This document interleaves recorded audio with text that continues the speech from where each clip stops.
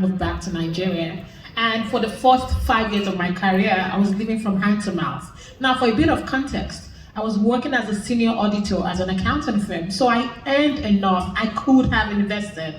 Now, my only car, which was in Johannesburg, I wanted to, sell it and move back to Nigeria when I was coming back, but I did not have an insurance cover on it, and it got stolen. That meant that I could not, reclaim that insurance cover. So moving back to Nigeria, I had to start from scratch. I started teaching myself about money. And once I started the journey, I picked up the phone and I called my friends. It was a similar problem. They were renting an apartment, they were traveling once a year, they were eating good food, and that was it.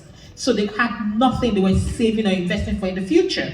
And I said, this is a pattern. Now, many people think that this is a problem for people that do not earn enough, but many people earning enough are experiencing the same challenges. Imagine you walking towards retirement with nothing to show for it just because you were eating with both hands. So I started teaching myself. I worked as a senior financial analyst with Bloomberg, TV Africa. I worked with British American Tobacco as a commercial finance manager, and then I launched Money Africa.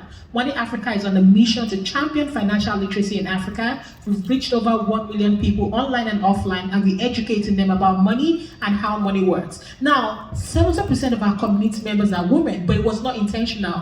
When I set out teaching people about money, the women started gravitating towards me. Oh my gosh, Tosin, I have similar problems. What can I do? I have my first baby. How do I start investing? And we started making it a movement. We want to make money cool again. I want to go for lunch. I want to talk about the stock market. I want to go to dinner. I want to talk about the bonds. I want the conversation about money to be like the blog, like the gossip blogs. Make it easy, make it fun, and stop and demystify the entire thing. Now, I noticed that many women were not going into it because they thought it was hard, it was complex. Like, nonsense, they're lying to you. They want you to think it's complex because they don't want you in it. So we want to break it apart. What is the mystery about this thing? And let us just dismantle it, and that's the mission that we're currently on.